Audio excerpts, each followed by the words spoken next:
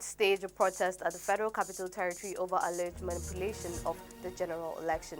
Hi, welcome to What's Happening. This are the top 10 stories. At number 1, a group of youth on Wednesday staged a protest at the Federal Capital Territory over alleged manipulation of the general election. The protesters, who are largely youth, converged at the Unity Fountain, Abuja on Wednesday morning to demand the cancellation of the alleged altered presidential election results. Prior to this protest, many Nigerians alleged that the election is a rigged one. On the other hand, President Muhammadu Buhari and the Independent National Electoral Commission called on political parties to take their cases to court with evidence. At number 2, the Nigeria Police Force has debunked reports on the arrest of some individuals in Maitama, Abuja with electoral materials and some bimodal voter accreditation system machines by its operatives. The Force Public Relations Officer, CSP Olumiyiwa Adejobi, cleared the air in a statement on Wednesday.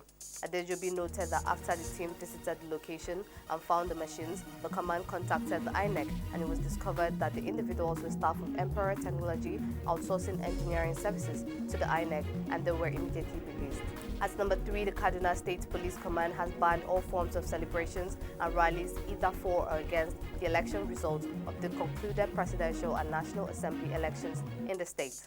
The ban was placed on all supporters of political parties across the 23 local government areas in the state. This was disclosed in a statement titled General Election Ban on Celebrations and Rallies by Political Party Supporters issued in Kaduna on Wednesday. At number 4, the Nigeria Security and Civil Defense Corps has said that over 546 suspects have been arrested and 51 convicted for various crimes from January 2022 till date. The Corps during the same period destroyed 71 illegal refineries and 22 illegal oil bunkering sites and 134 trucks impounded. The Commandant General NSCDC Ahmed Audi stated this on the occasion of the World Civil Defense Day with the theme The Role of Information Technologies in Risk Assessment on Wednesday in Abuja. Audi noted that with technology, risk assessment and crime detection has been made easily. At number 5, an independent foreign observers mission in Nigeria has commended the Independent National Electoral Commission on the conduct of the February 25th presidential and federal parliamentary polls. The mission, which gave the commendation in its preliminary report on Saturday's just concluded election in Abuja, described the poll as peaceful and transparent. David Fornard, the United States, read the report. The mission praised some political parties and their candidates for honoring the peace accord and not inciting their supporters. At number 6, the Initiative for Advancement of the Albinism Cause, a non-governmental organization, has condemned social media content promoting the stigmatization of persons with albinism in the society. The founder of INAAC, Ms. Joy Odigye, condemned the acts in a statement issued on Wednesday and made available to journalists in Benin, Edo State. Odigye said it was worrisome that discrimination had continued to heighten against PWAs, especially owing to negative content being put out in social media space. Odigye regretted that some of the misinformation about albinism were being propagated by some PWAs who cared more about financial gains than respect for their fellow PWAs. At number 7, Vice President Yemi Osinbajo presided over the Federal Executive Council meeting at the State House in Abuja. It was gathered that this week's FEC meeting is the first after the presidential elections, which saw the emergence of All Progressives Congress Bola Tinubu as president-elect. Present are the Secretary to the Government of the Federation, Boss Mustafa, the Head of Civil Service of the Federation, Dr. Folashade Yemi Esan, National Security Advisor Babangana Muguno, the President's Chief of Staff, Professor Ibrahim Gambari, Chairman of the Independent National Electoral Commission, Professor Mahmoud Yakubu, amongst others. At number 8, there was a fire outbreak in Crony Market in Kano on Wednesday.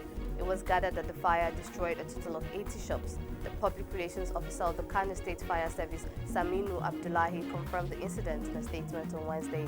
He said the service received an emergency call at about 5:23 a.m. from one Aliyu Al-Qasim over the outbreak of the fire disaster. Abdullahi said immediately after receiving the reports, the service mobilized its men to the scene. He said the cause of the incident is still under investigation.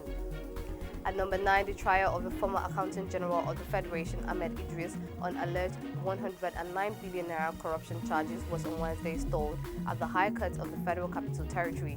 This occurred because one of the statements dated July 5, 2022, which he made to the Economic and Financial Crimes Commission during the investigation, was missing as the EFCC, the court, and the defense team could not locate the statements in their files. At Wednesday's proceedings, the ex-accountant general denied that some of the statements he made to EFCC in respect of the 109 billion naira alleged fraud were made voluntarily. Finally, at number 10, President Recep Tayyip Erdogan on Wednesday ruled out any delay in elections after the devastating earthquake in February and said the vote would be held on May 14. The Turkish leader previously proposed holding the crunch election on May 14 that could keep his Islamic-rooted government in power until 2028. But after the massive quake that killed more than 45,000 people in Turkey, there had been suspicion whether the vote could go ahead as planned. Erdogan has declared a 3-month state of emergency across 11 quake-hit provinces.